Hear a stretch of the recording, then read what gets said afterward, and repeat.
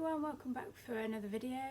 Little late, but better late than never, and it is before I'm filming this before the end of January. My top 5 reads of 2025.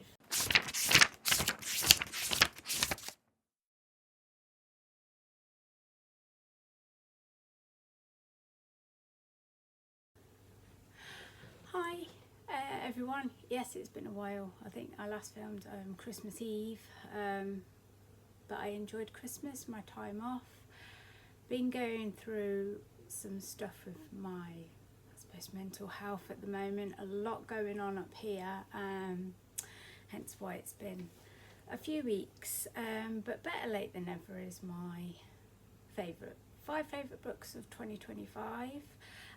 They're all 5-star reads. You may have seen my short because I did a quick short at the end over New Year of my, but I thought I'll go into a little bit more of detail of what they are. They're in no particular order because I absolutely loved all these 5. The first one I read over Halloween is Halloween Party by Agatha Christie. This follows a girl no one believed, Joyce Reynolds. She says she saw a murder, but then she is found dead face down in the apple bobbing tub. Poirot obviously gets on the case and he tries to work out, was she telling the truth about seeing another murder, and also who was it. Her brother, Joyce's brother, is also found dead a bit later on. This book is not your typical kill somebody for money or inheritance or anything like that. Don't want to say too much, especially when it's crime books, but yeah, it's more to do with the cult that is targeting people for their sacrifice. I read this over Halloween weekend and I absolutely loved it. It's probably one of my favourite Agatha Christie books because in 2025 I've been curious about reading about Agatha Christie and her books. I finally took the plunge and now I'm completely hooked, and I think I read, by the end of 2025 I read about 6 of her books. But yeah, my next book is by Ruth Jones, Us 3. I devoured this in probably about 3 days over the summer. This follows the characters of Lana, Judith and Caitlin, who have been friends since childhood, and it's telling the story about them through their teens to their adult life. So it spans decades, showing their lives as they grow up, go into adulthood, and from uni and things like they go to university, they deal with adult issues like marriage, divorce, career dramas, alcoholism, and children. It is a beautiful story about the 3, the power and the challenges they have of a lifelong female friendship. Absolutely loved it. It's the first book I read by Ruth Jones, and I don't think it will be the last. I think I will be reading more by her. The next book that was a top read for me, I devoured this in a few days, was the reappearance of Rachel Price by Holly Jackson. It's the first Holly Jackson book I have read last year. There was quite a few firsts. This is a story about Rachel, who disappears 16 years before the main event happens. Belle, her daughter Belle, was a toddler, and after seeing her, they went to the mall. Rachel disappears, leaving Belle in the back of her car.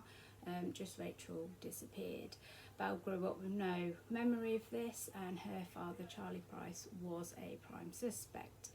Flash forward 16 years, the family are making a documentary about the disappearance of Rachel Price, and during the filming of this, Rachel reappears. So where's Rachel been? What happened? There is a lot of unexpected twists in this, which had me open mouthed and going, what? A lot of twists, and it was absolutely brilliant. Belle is very suspicious when her mother returns, thinking, is this really her? So she begins to investigate with one of the young lads on the film crew to find out if Rachel really is who she is really, who she says she is. And when Belle does discover that, she needs to discover where Rachel has been for the last 16 years, where, and you know, who kidnapped her and put her there. 5-star read from me. It definitely does keep you hooked, and is a great thriller. And again, with this author, Holly Jackson, I'm going to read Good Girl's Guide to Murder next this year as well, because I absolutely loved her writing and her twists and turns. The next book I thoroughly enjoyed in 2025 was This Is Why We Lie by Clarence Slaughter. This is a locked room mystery with Will Trent and Sarah Linden. They are on honeymoon, and it is shattered by the murder of Mercy McAlpine in the secluded McAlpine lodges, forcing the couple and the other trapped guests and family to confront deep-seated lies, family trauma and abuse as they try to find the killer among them, uncovering a history of secrets. I absolutely love this because I was swaying between two of the guests that were the killer.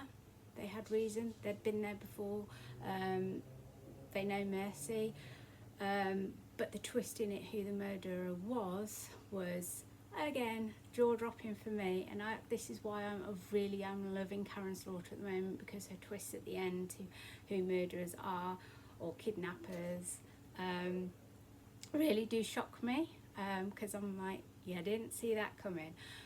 But again, this book was chosen by my 6-year-old on holiday, and you know, 2 books last year were a 5-star read from him. I don't know whether it's to do with yellow on the cover, but again, absolutely love this book. And my 5th top book of 2025 is Pachinko, don't know whether I said that right, by Min Ji Lee. I read this over the summer, and it follows 4 generations of a Korean family who emigrate to Japan, and it focuses on their struggles and identify and the poverty and the resilience and discrimination as outsiders when they move to Japan. It's a beautiful historical fiction story, and I just couldn't put it down, and I really connected with the characters on this. These are books that I like, where you follow them through years and years of their life, and they really do sort of, you're reading like you're growing up with them, part of their life, and I absolutely loved it. And it begins in the society from the early 1900s to the 1980s. So it's a definite worth read, because again, this is a historical fiction book which I learned a lot from, the history of South Korea and Japan and how they treated one another and how things were back then, and you know, the struggles that they had also. But yeah, it was another 5-star read from me. Absolutely love it. I actually had a book hangover after this because I could not stop thinking about this book and the characters in the book. There is some heartbreak in it as well. Obviously, as time goes on, people die. So reading this was like losing, you know, a friend, losing a family member. But yeah, I absolutely loved it. But they're my top 5 of 2025. I'm sorry it's late, near towards the end of January. I didn't anticipate on it being so late.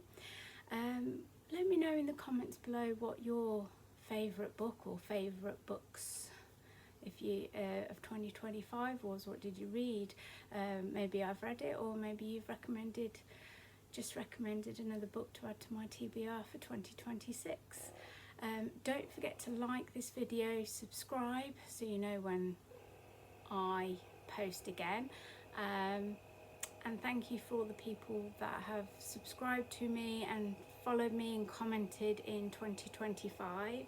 And let's go for 2026 and how many books and what new authors we can discover from there. As I said, don't forget to subscribe, hit the button at the below so you know when I post, whether it be a short or a longer video like this. And I'll see you again soon. Bye.